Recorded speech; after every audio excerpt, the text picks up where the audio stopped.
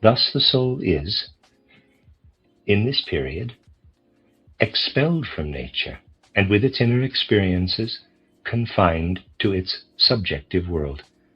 The soul is not about to be forced to admit that everything it can gain as knowledge by itself can have a significance only for itself.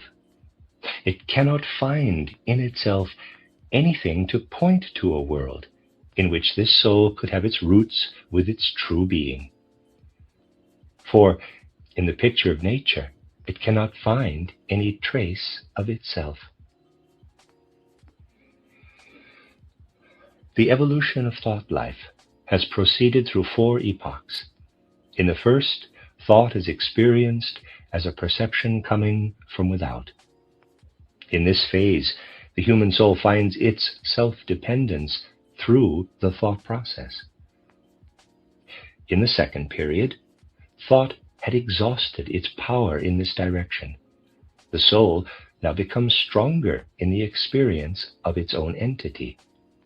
Thought itself now lives more in the background and blends into self-knowledge. It can no longer be considered as if it were an external perception. The soul becomes used to experiencing it as its own product. It must arrive at the question of what this product of inner soul activity has to do with an external world.